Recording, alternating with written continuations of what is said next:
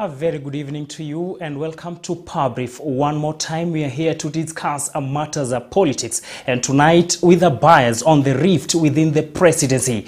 A lot of things has happened on the course of the day. We've had the BBI Secretariat joining the Attorney General at the Supreme Court towards defending the fate of the BBI bill.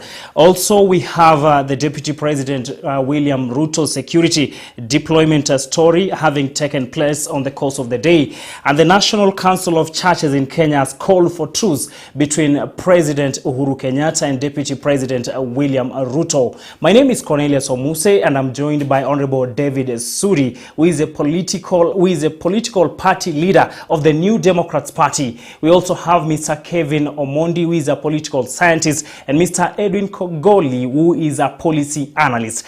Join us in this discussion as we try to look into what is this that is surrounding the rift between President Uhuru Kenyatta and his Deputy President, that is Honorable William Ruto. This conversation is also live on our Facebook page, CAC TV Kenya, and YouTube is also CAC TV Kenya. Gentlemen, welcome to Power Brief tonight. Thank you. Good, it is your first time to be here. Yeah. And we are here to look into some of the things that is affecting this country, and today at the apex level of the leadership of this country. Now, on the course of the day, we've had some things which began as just stories in the social media concerning the change of security that is at the residency of the Deputy President William Ruto. And it has elicited a number of debates throughout the whole day. But tonight now we look into this issue with a policy eye, with a political eye, and also with a sensitiveness, bearing in mind that we have someone here whom at some point was also being accorded such a security. Communication has come from the office of the Deputy President, that is from Mugonyi, and another communication has also come from the National Police Service. Both of them have spoken their part. But we'd like to establish the difference between these two, beginning with the Honorable Sudi, between the GSU offering security and the AP offering security. What is the difference and what does the law say about the two? Well, thank you very much for the invite. And having been in the government before, the GSU are more or less elite trained for VIPs. And they are they take more care when they have been trained to care about the welfare of their particular individuals. GSU, I mean, on that side, APs are normal security officers. Well, it is surprising that they are removing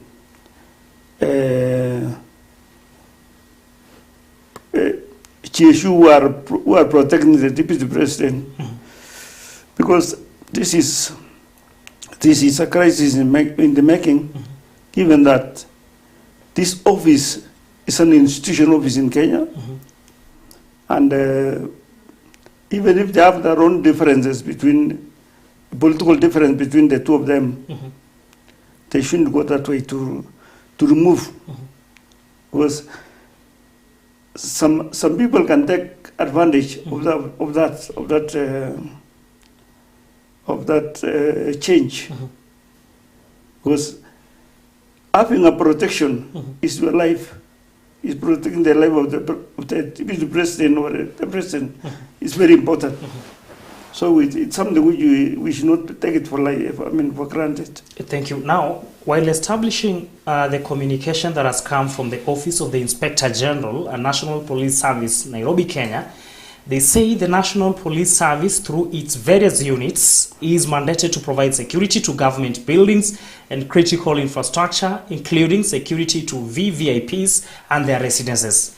Then today, 26th August 2021, the Security of Government Building Unit, that is SGB, has been deployed to provide general security to the official residence of the HE, the Deputy President, from the General Service Unit GSU. They say, 3, these are normal reassignment of duties within the National Police Service to enhance efficiency and effectiveness. And then 4, the Presidential Escort Unit continues to provide close protection security to His Excellency, the Deputy President. Where do you think this communication is coming from? Because the National Police Service has clarified the move, but also the communication that has come from the Deputy President's Office Communication Unit is a different one. Where do you think all these things stand? I think this thing begins with the president and it ends with him. Yeah, he's the one who's giving orders. Because you see, like the deputy is the second in command. Yes, so it is directly coming from him. But then I don't know, like if I can add my view on it, because as the Honorable Sudi has said, but you see the JCU are trained like to handle the VIP, but now they are more trained than the AP. And again, like when you look at the matter, you hear that, you see that even with the change of the AP to replace the JCU, they have been reduced significantly. Yeah, so you learn, so like you sense malice in it. So yeah. So according to you, you see that there is malice in it. Mr. Kigoli, what comes out here, the fourth statement from the National Police Service have said the Presidential Escort Unit continues to provide close protection security to His Excellency the Deputy President. Why is these two communications conflicting from the National Police Service and also from the Deputy President's Office? I think clarity here is on manning the building as opposed to protecting the Deputy President himself. So when you look into what National Police Service said, is that they have replaced security manning the official residence of the Deputy President, but retained the highly trained, as my senior said, towards protecting the deputy, as you rightly read. So, but then again, when you look at the number that has been withdrawn against the number that has been assigned there, of course you'll want to ask a number of questions. The security that was manning the residence of the Deputy President is a highly trained unit.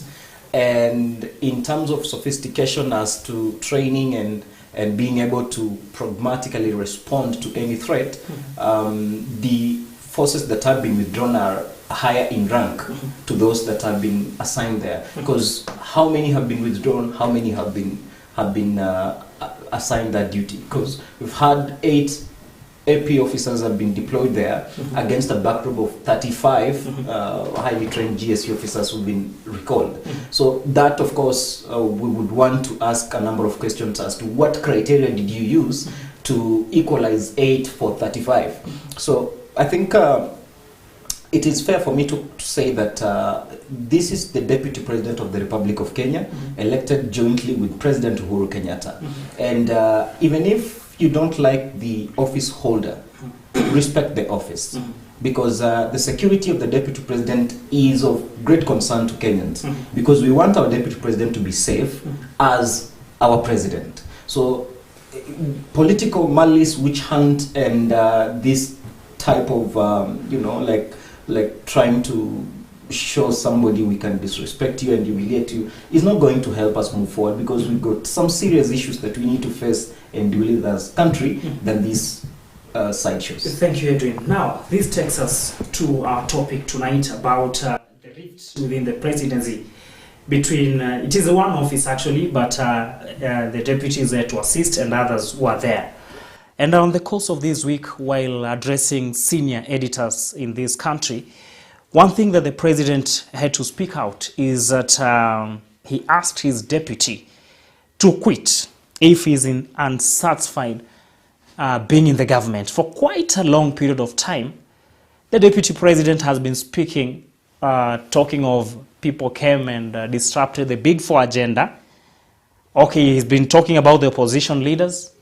Sometimes though the president has been calm on this, but finally he came out and he was able even to mention the person, in that if you're unsatisfied, then move out of the government. A number of people have lauded what the president did, and a number of them have criticized. But let's get it from Honorable Sudi as we move towards that direction. Was that the move in the right direction? Asking him that if you're satisfied, it's time for you to walk away. Yes, yes and no. It is yes, because if the person doesn't respect you, then you have other measures to discipline him. Remember, when they came together, there was no all this up and down. Nobody. I mean, no one coerced them to come together. But now, when they want to divorce, they are involving the public. Why can't they talk together and see where they went wrong? Because what I know is we elected them to the office as joint president and deputy president. And when they come out and talk to Wananchi, it doesn't really show a good picture. Let them call themselves and talk. I know with two, and if they can talk, I can arbitrate and talk to them and see where the problem is. Because thank you on that, Honorable Sudi.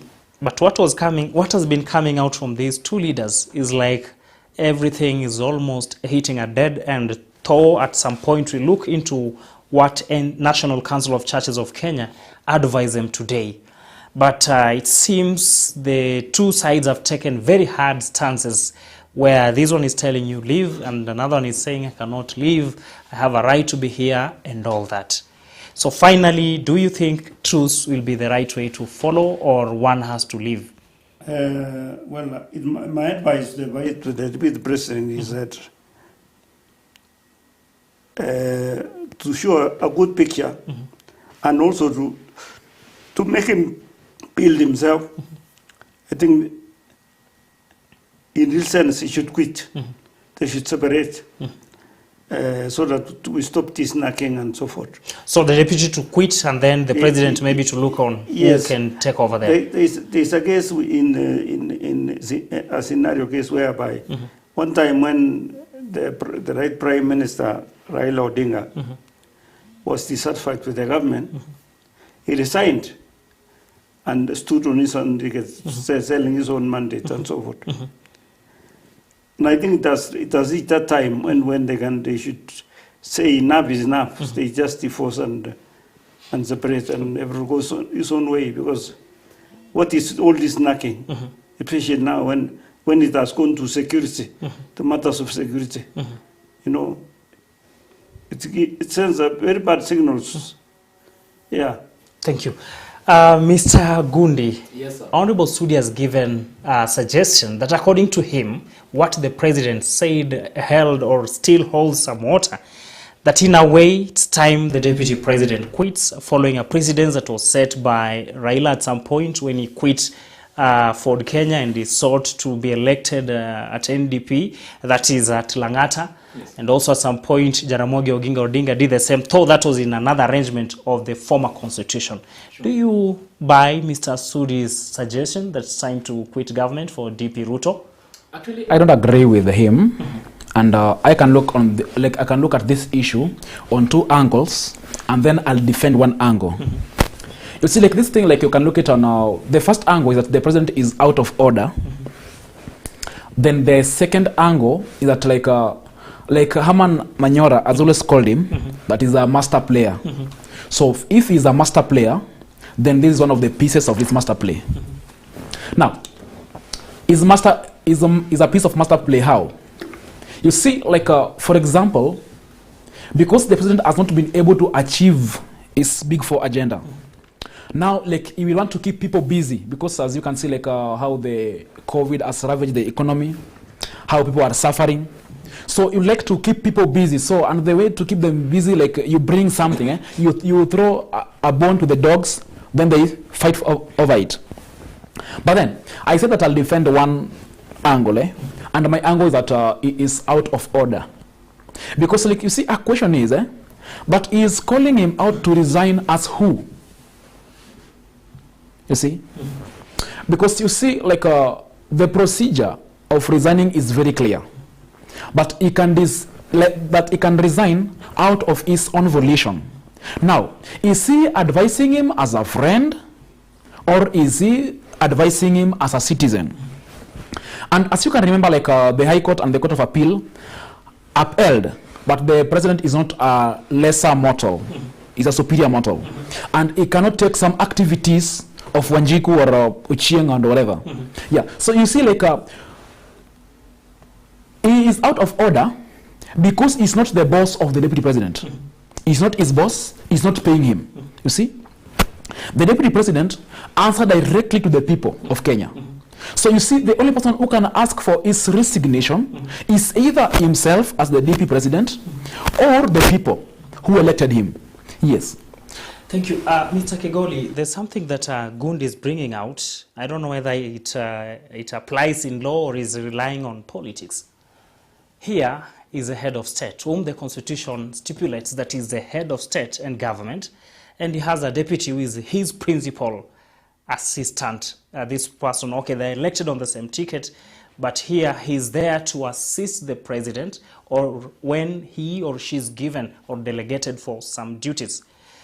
Isn't it in order that the head of state realizes that Edwin as my deputy is not fit to continue being the deputy, and therefore the head of state can advise for you to walk out? When you look at Chapter 9 of the Kenyan Constitution, the Constitution presupposes the president to get to know these things well in advance before they go into an election. Because once you get into that ticket as the president and the running mate, you are inseparable. The Constitution did not and has not provided for any avenue for the president to sack the deputy president. The constitutionally provided avenue is for impeachment. And if you go the route of the court, on the grounds that have been laid, either the deputy president who have been found to be of unsound mind, you know, rendered bankrupt, and those grounds, they are among the constitutionally provided grounds to remove the deputy president. But what the president was saying was just a pronouncement that has no legal effect. In this case, if the president now realizes that they are incompatible with the deputy president, he has to just keep up with him until his term is done. Because unless parliament is able to marshal two-thirds of members of parliament to vote in favor of removing the deputy president, he'll continue to serve as deputy president, and nobody is going to really cause any significant disruption of the pair of Uhuru Kenyatta and William Ruto. And you had alluded to a fact that we had a BBI agenda.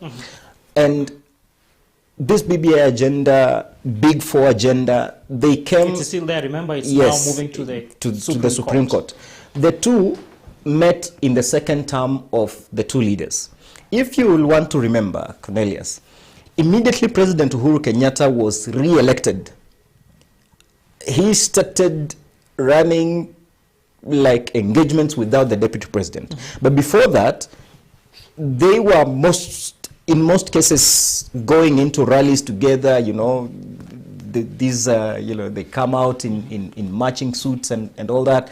But things started to change immediately he was re-elected. But then again, that is politics, and we are to accept that. If the president and the deputy focused energy on implementing the Big Four agenda, you want to imagine an agenda like manufacturing. Leading economies in this world advance because of manufacturing. Because when you empower manufacturing, you're creating millions of jobs. You're ensuring that there is wealth. When we talk about food security, we are empowering smallholder farmers in rural Kenya and any part of this country that are engaged in agriculture so that we can double our exports and grow our GDP. You see, when you talk about healthcare, you are touching the lives of every single Kenyan in this country. Because when you fall sick, you'll want to go to a hospital that will get treatment and that will get good care. So these pieces that the president had laid out, the 4 pieces, including even housing, that is an issue here in Nairobi, if they had been implemented right now as we are speaking, President Uhuru Kenyatta would be leaving a solid legacy. Thank you, Edwin. Just maybe to cut you short, we still anchor our tonight's discussion on what happened in State House on the course of the week when the president finally spoke out and he brought out some of the things which a number of people have been gazing Honorable Sudi has been guessing, Gundi has been guessing, and also even sometimes yourself. What is this that maybe acted the president or touched him on the wrong side? There are a number of things that he spoke about, and you've spoken about some of the things that they could achieve. He took us back into history and he spoke about the disputed the 2017 general election, where after the election, before, during, and even after, a lot of things happened. So the president said that where the problem somehow began is when he invited Honorable Raila Odinga for a truce.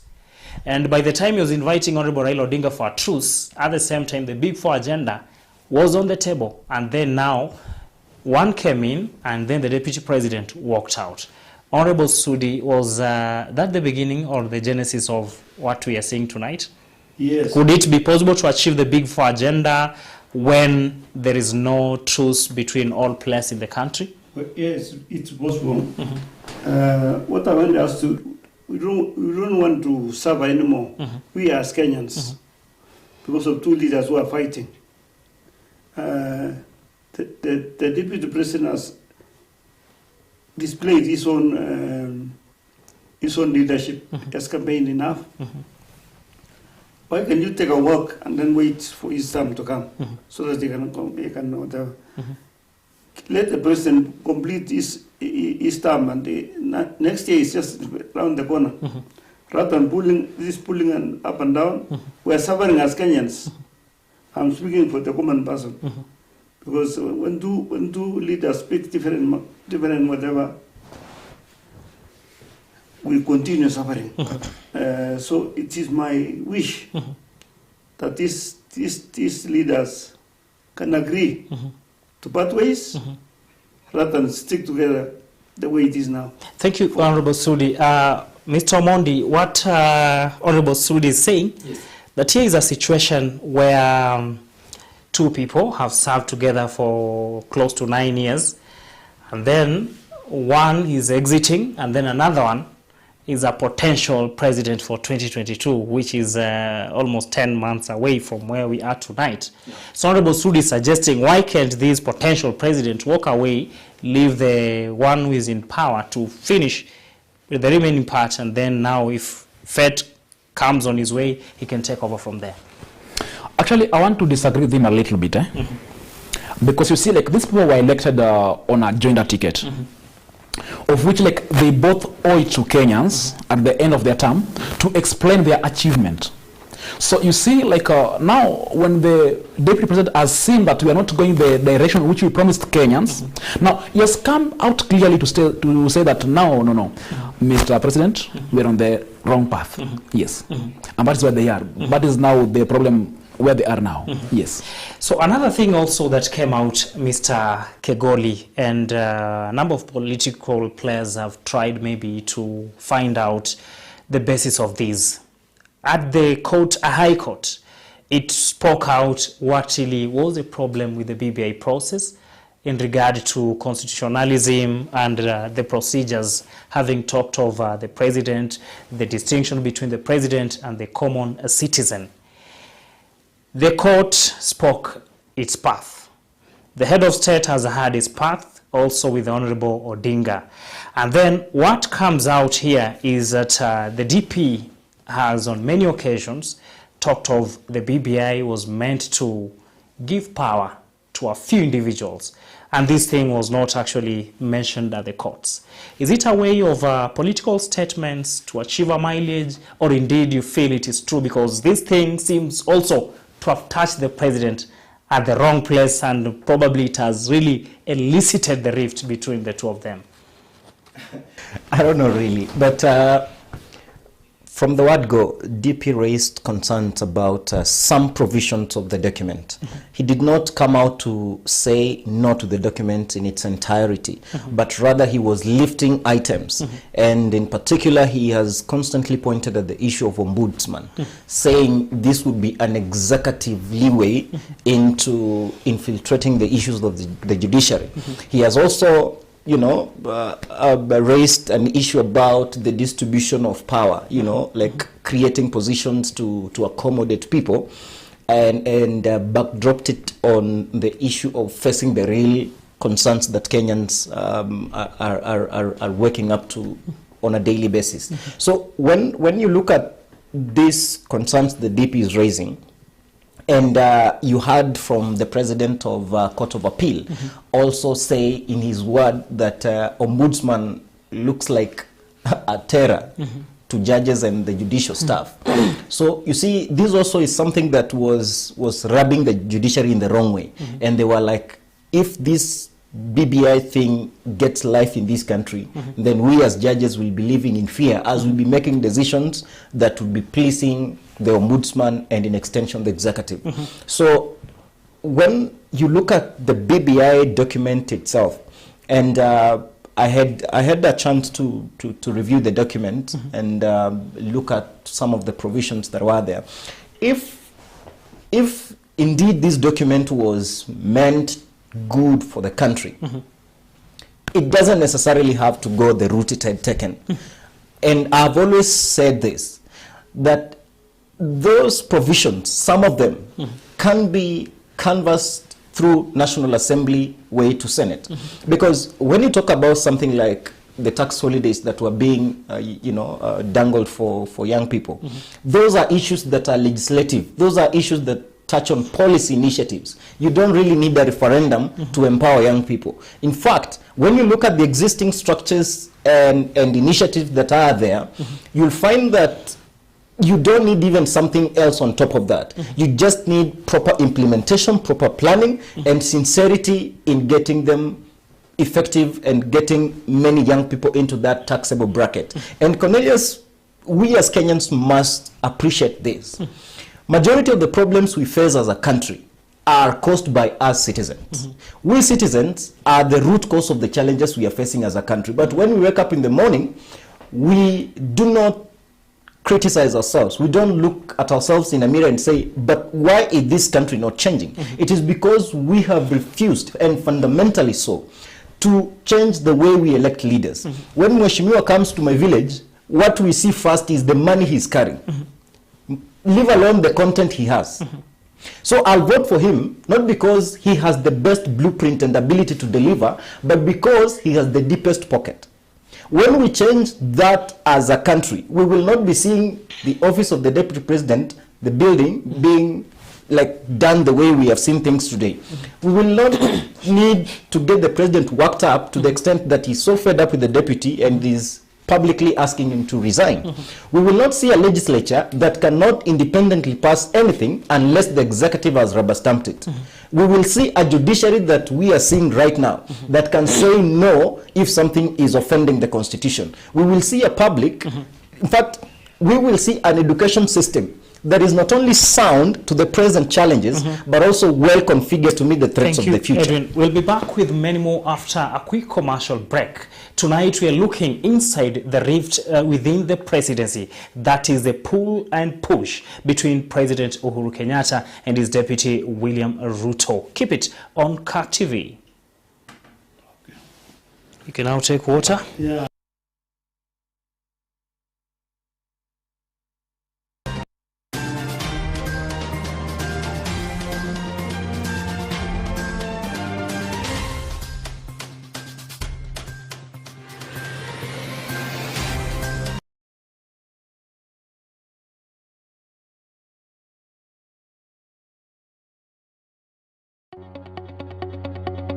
We welcome your feedback on our programming. For questions or comments, kindly get in touch with us on email info@cactv.org, SMS us, or call us on 0794 588 054.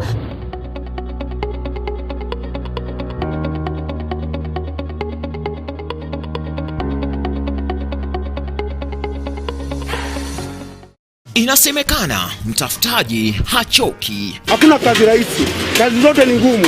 Hakuna kitu mwanamume anafanya hapa sisi tunashindwa kufanya. Hakuna. Akichoka kesha pata.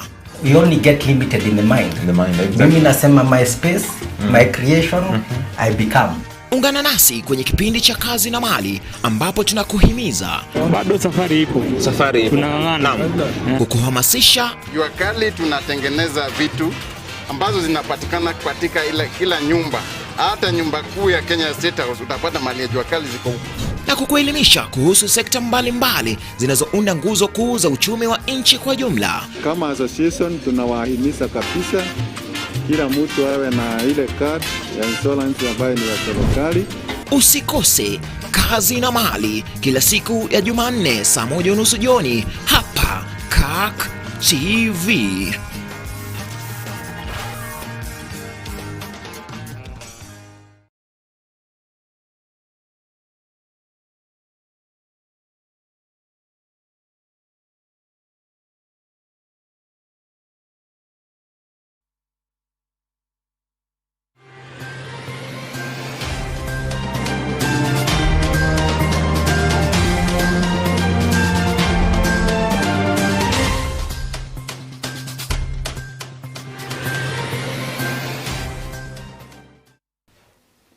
Welcome back and many thanks for tuning in to Power Brief on KAK TV tonight as we look inside the rift within the presidency that is here in Kenya, and a number of things continues to happen day in, day out. In studio tonight we have Mr. Edwin Kegoli, a policy analyst, also Mr. Kevin Omondi, a political scientist, and Honorable David Sudi, the party leader and former assistant minister in the Moi regime. Gentlemen, before we went for a commercial break, there is something that Kegoli was raising and was also pointing what citizens are supposed to do. And Kevin had also spoken about something. So, Honorable Sudi, you spoke passionately somehow about the parting, that time has come where they have to part. But looking into it, the Deputy President has said that he is a man on a mission and is not planning to quit. But there is this provision that Kevin brought out about the impeachment process. Is the president incapacitated to raise enough numbers to impeach the Deputy President instead of giving an advice for him to leave? Because that's the sure way of ensuring that the Deputy leaves office. The government may not be... They may not raise enough money, enough number of MPs to impeach the Deputy President. Because remember, all these people voted together. So, and right now, the Deputy President is, his tie is rising. The mistake which we have is the fabric or the structure of the Constitution. Is where the problem is, because it made a joint, the President and the Deputy to be joined together, to be like same as. So, and this same is up to each of them as they're thinking different. They have different brains. So when one wants to go this direction, another one is reversing. So that's what I'm going to let us. The Constitution made a mistake. Thank you, Honorable Sudi. Now, Mr. Gundi, yes, do you also agree with the Honorable Sudi that the President cannot raise the required number to actually to see that impeachment process against the Deputy President is effected successfully? Yes, I agree on that. And before I weigh in my points on the same, like you would ask a question that when did this rift between the President and the Deputy began? Actually, it began immediately after the election of 2017. Because like I followed what Murathe said on it, I followed Mauka Maure, I followed Isaac Mwaura, and Kipchumba Murkomen, and Alice Wahome actually. And you see like Senator Kipchumba was saying, but you see like immediately after the election of 2017, the first one, they were called at the State House. And of course they were happy of winning. But then when the President stepped up to address them, he was very sad, like he was very angry at them. And but the words of Wahome, but he lectured them like a baby. So they were wondering on them, like, what had they done? You see, so like their disagreement was obvious and was sure, but now the handshake and BBI now fueled the process. Why was he angry and lectured them in State House? Okay, you see, like Mauka Maure, I can say that is on the part is on a Kieleweke team, okay? So he was saying that the problem was, you see, like on their first term, the president felt that the deputy had took much power. So it was like a power sharing. Yeah, so we thought that now, you see, now that we are on our second term, now like I'll be pursuing my legacy, and of course you will drill me, because like you will be pursuing you want to further your or political ambitions. Yes, Thank of you. course, yes. Now, still on the same, Yeah. what Honorable Sudi has actually given us his stand. Yeah. Do you also buy his? Do you think it's hard for the president to raise numbers required to follow the process of impeachment against his deputy? You know, like you see, like impeachment is not about numbers at the first instance, because first it is about like because impeachment is a quasi-judicial process. So first, like you need to have reasons of impeaching him. Of course, it will have to be political, and then it must also be anchored in the constitution. But first, he has broken this law. Yeah. So you also agree that it cannot happen. Mr. Kegoli, we saw the purge that came in the Jubilee Party, which led to the likes of Honorable Duale, Murkomen, the likes of Kindiki, and all those people who lost their positions, including Ichung'wa and company. That happened when it was least expected, because people are talking of the DP has numbers and therefore his team cannot be shaken. But finally, it happened.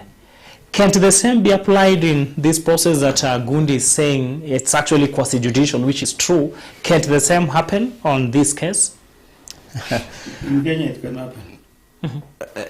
I think impeaching the deputy president using parliament is out of question. It will be impossible to get 2/3 resolution to impeach the At least back up the because of impossible? the MPs allied to him. Even if a few are bullied to support the motion, I don't think it would hit that requirement of 2/3. And technically that is defeating any process or effort to impeach the deputy president. In this case, president has to tolerate the deputy until this second term is over. And the office of the deputy president is giving him space and authority to speak to matters government, to speak to matters policy, to speak to matters what Jubilee government is doing. If he vacates that office, he comes to be an ordinary citizen. Suppression will be like a lot more. You see, right now, in his meetings and rallies that he does, you don't see disruptions here and there because of the status the office accords him. There are things you can do that those you really can't do. But if he resigns, I don't think there is any successful meeting that he's going to conduct in this country. Of course, because of the assembly of effort to derail his ambition. But then again, moving forward, what are we focusing on when this negative force is channeled towards the deputy president? Is it going to help our country? Those are the questions we are asking. We shall come to that towards the home stretch at the end of the show. Another thing that comes in, which the president actually spoke, which on the course of the week also tried to bring out the source of the conflict, the push and pull. He said this, that anything good happening in the government, the DP praises. Anything wrong, he distances himself. And after the president had spoken that, the DP went to the coast of Kenya, and he said that he's still the deputy, he's still in Jubilee. And people played back when he was coming from West Pokot to do some fundraiser. And he even asked people, chama ya mahasla ni gani? Then he said he has found a new vehicle. I think Honorable Sudi is aware of that. So this is another thing that you as a member of the UDA party, which party is the deputy president in? One, politically, and then two, don't you think these two statements that one he made in West Pokot and another point that he made at the coast of Kenya really portrays him as a leader who is not consistent with his stand? Not really. Actually, that is not a double stand, because when you say that I'll use UDA to vie for the next presidency. But he's saying that currently I'm in Jubilee. That is the real case. That is the case. Yes, Thank you. Honorable Sudi, how did you interpret these two statements? You as a party leader, tomorrow you wake up, then one of your members says that he or she has found another party, and then another day the person says he's in your party. How are these two statements coming out? Well, the truth is, we have to be honest. You cannot speak with two tongues, one on this side and one on that side. The deputy president's party is UDA, so he should quit from Jubilee and separate with Uru and then continue campaigning. But I don't know what agreement they had initially. And this is why we are suffering as Kenyans, because that is their own fights. It has nothing to do with the public. Because I want, for sure, the deputy president should sympathize with Kenyans. Let the president do his own work in building the four-pillar agenda and so forth. See how far he will go. But for interfering with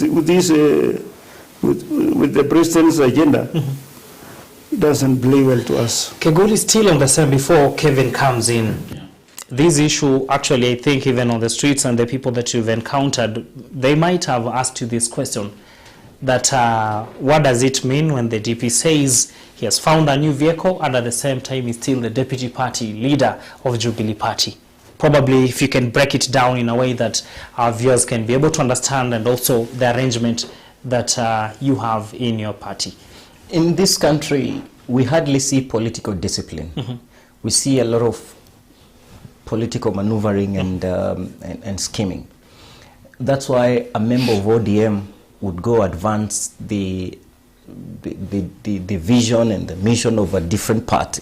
We've seen members of parliament who already defected indeed, but they have not resigned from their positions as members of parliament on the party that sponsored them to parliament. Because we do not have like that discipline that would whip members into party. You see, for instance, an advanced democracy like US, I don't know when last you had a Democrat who resigned or lost in the nominations and then jumped ship to run on the Republican or ran as an independent. It's when you lose at the primaries, that's where the journey ends. So you start to support the person who's won the party ticket. But then again, in this country, we live in Kenya. We cannot borrow too much from US because again, domesticating becomes an issue. I think what I would implore on the younger generation is to try and do things differently. Other than jumping here and there, you see now you're here, you're in this party, but you're speaking a language that resonates with the other party. That would not help us build political democracy. So if we want to strengthen our political parties, the owners of the parties, especially party leaders, should not privatize political parties to look like if they are not there, the party is not there. When they are there, it is their word that goes. When they say yes, that is it. When they say no, that's it. We must allow differing opinions to be on the table so that we enrich our knowledge. So Deputy President speaking about UDA, and in the latest interview he did, he confirmed that he was the last person to leave Jubilee, meaning he's now in UDA officially. So essentially, as if we were in a mature democracy, the Deputy President would have already resigned by himself and now joined to advance the agenda of UDA. But he's still in Jubilee, he's still in government. So that is, you know, as a country we still see it as fine, but it doesn't look very good. Thank you. Kevin, you had something to add on that? Yes, actually, like you see, Jubilee is a dying party. Because you see, like when you look at those things that make a party alive, are not there. So it is a dying party. And you see, and again, you cannot tie someone with your views. but it is either my way or the highway. So that is what Jubilee tried to do. So like the deputy president is saying, but of course I was elected as the deputy president under Jubilee, so I am in Jubilee. But since Jubilee is dying, then my future is in UDA. So I think that point is very clear. And again, like my brother brought in the issue of US democracy. You see, I've also seen with them, but sometimes they disagree. Like Republican, they don't vote the same way their party leader has ordered them.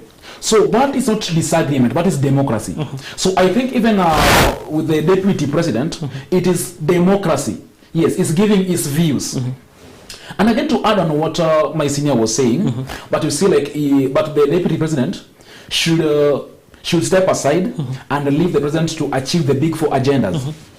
You see, like, they were elected together to do these things together because he is the principal assistant to the president. Now, you see, like, what the deputy president is doing is reporting to his boss. You see, his boss are the people of Kenya, who give them the mandate to do the big four. Okay?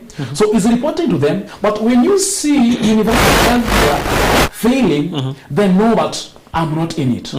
When we promised you that by the end of our 5-year term, we should have constructed like 500,000 houses, but now we have only constructed 1,370.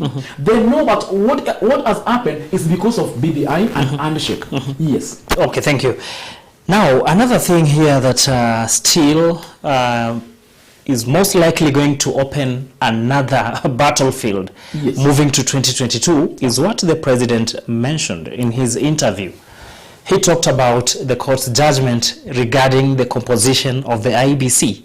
As we speak, the courts talked of the IEBC is not well constituted. When the president was asked about the date of the next general election, whether it will be held on the date that it is stipulated constitutionally. Yes. And remember, for it to happen to the date that is stipulated constitutionally, some factors must have met some threshold.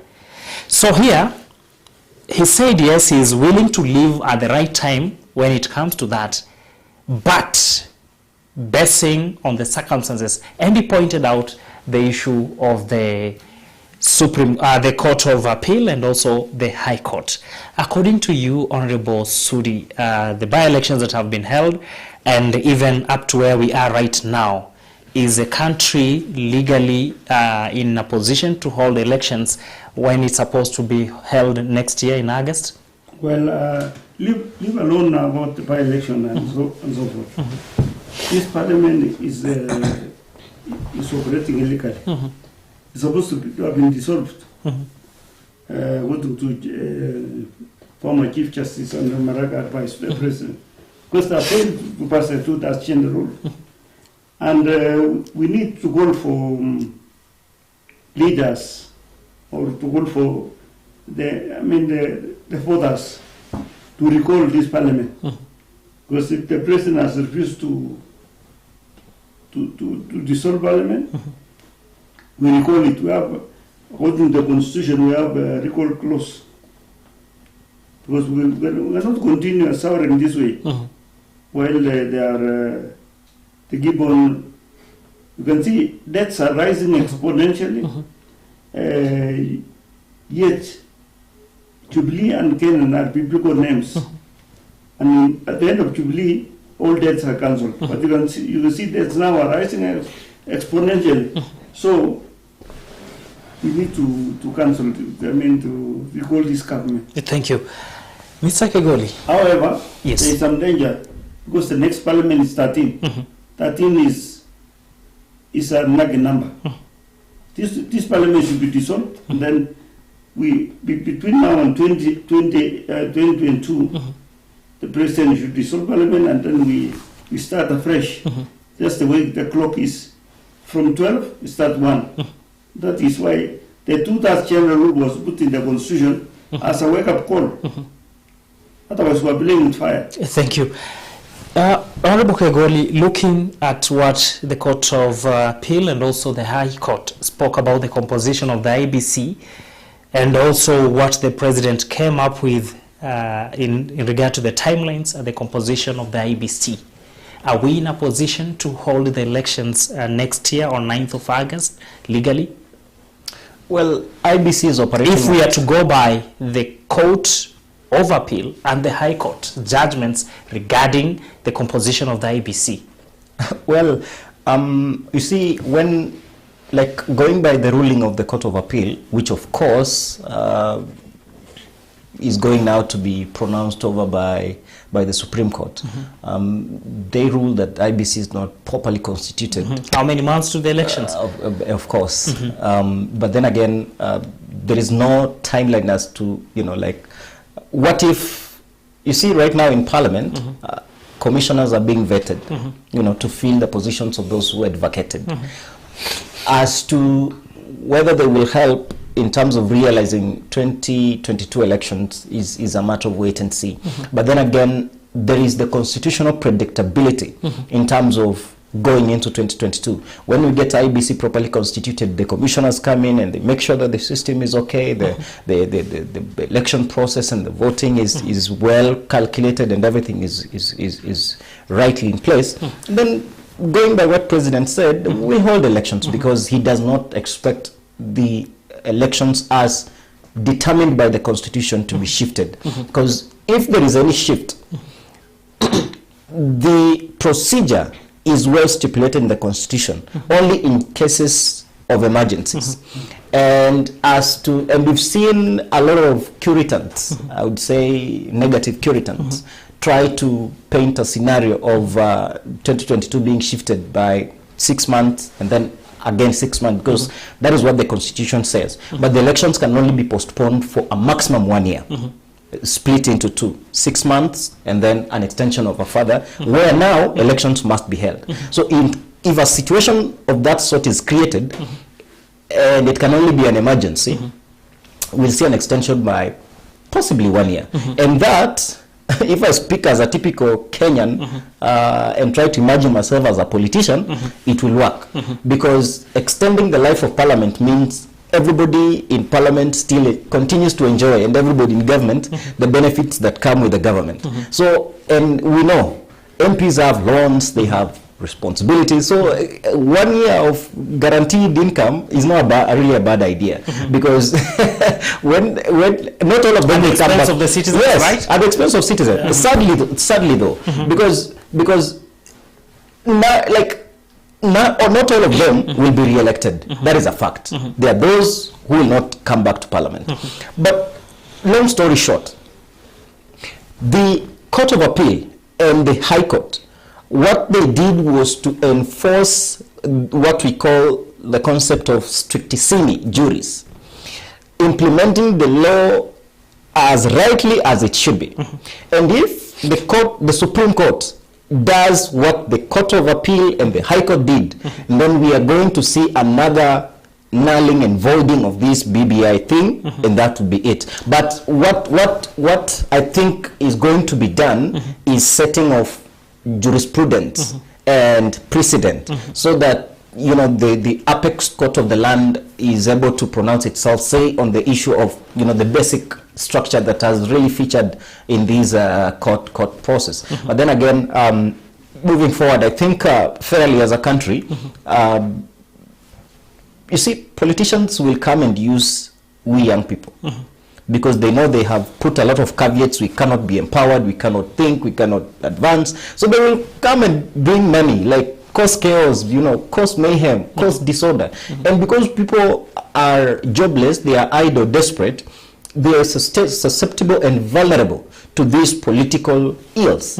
And that's how we get into a situation of, you know, violence. And we don't want to go there as a country. Thank you. Gundi, yes. This will be your last chance as you come to Honorable Sudi and also to you. Our discussion tonight, having focused on what has been coming from the Deputy President, what has been coming from the President and other players, has really opened the lead that there are so many underlying issues that needs to be worked upon. There is something that Honorable Sudi has pointed out. I remember he was one of the petitioners who petitioned the Chief Justice to dissolve Parliament due to having failed to reach the 2/3 gender rule. And you remember the former Chief Justice, that is Maraga, wrote to the president to dissolve parliament. What the president has said, and also those that are with him, they have said BBI had a roadmap on how to address what Chief Justice Maraga had actually directed him to do. He actually refrained from dissolving parliament. Yes. That's one thing. Two, a number of things seems to come up, including what Mr. Kegoli has said, and also what Mr. Honorable Sudi has said, that moving forward, are we still going to have a scenario of having a presidency that sounds like two centers of power? He has talked of two people driving a car. Can that be addressed? So finally, the National Council of Churches today in the 64th General Assembly in Limuru have also spoken something regarding coming together. I would wish you to speak to the nation, to speak to the president, to speak to the deputy, to speak to the National Council of Churches who are coming in to arbitrate this matter, and the citizens. What do we do now that it seems, even as we're moving to the elections, some things are not adding up? Yes, thank you, Omuse. And you see, like, first I'll address this issue of postponement of election. In summary? Yes, in summary. And on it I'll say that, you see, like, it doesn't depend on what the president say or what he wills, but it is constitution. Constitution stipulates that you see, election is after 5 years, and they cannot say that, and it also give only one scenario when it can be postponed, when the country is at war, full stop. Yes. Now, coming back to now where we are as a country, now these differences, and you see, you are to dissolve the government, I did not dissolve it, so the parliament.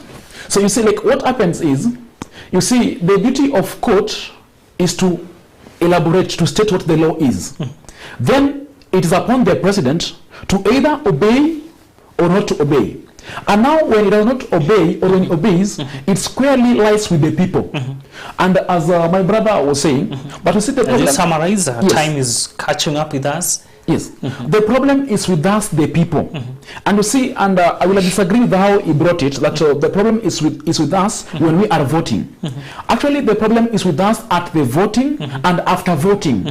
Because you see, like, there are some things that when a president does, it is now upon you, the public, to step in now, because court has addressed itself on the matter. Now it's upon you now to either recall him or do something like of the same sort. Many things. In summary, in a few seconds. Yes, I would like to join up with the clergy to advise the president if you can make a connection that the Limuru, what they discuss in Limuru, I'll be willing to give them, to offer them solution that it will make this country move forward. Many thanks, and most probably next week we shall be having someone from the NCSK here to actually follow up on this matter. Mr. Kegoli, as you summarize, time has caught up with us.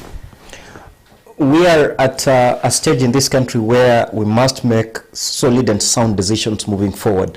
We're facing economic threats that could downgrade and degrade the economy and the progress we've made as a country. 2022 offers us a chance to make the wrongs right. 2022 is a year that we can put this country on a trajectory of irreversible progress. And it is my appeal to Kenyans, most particularly women and youth, to vote while having the future of their children in mind. Because if we make wrong decisions and expect good results, then there is a wrong footing. So I pray that the grace of God remains sufficient for the country of Kenya. Many thanks. That is Honorable Edwin Kegoli. We also have Kevin Gundi Omondi and Honorable David Sudi. Together we've looked into some of the things that have been coming up from the President Uhuru Kenyatta and also his Deputy William Ruto. We've looked into some of the contentious matters and some of the advices, opinions and the way forward, including some of the things that are coming up from some of the stakeholders, that is the National Council of Churches of Kenya, who are calling for the truce between the President and his deputy, few months away to the general election that is slated for August, that is in the year 2022. We appreciate your comments and your feedback on our social media platforms. We could not have time to read all of them, but remember, they keep us going. For me, Cornelius Omuse, on Power Brief, we remind ourselves on our national mantra, that is peace, love and unity. Till next Thursday, God willing, I wish you a very good night.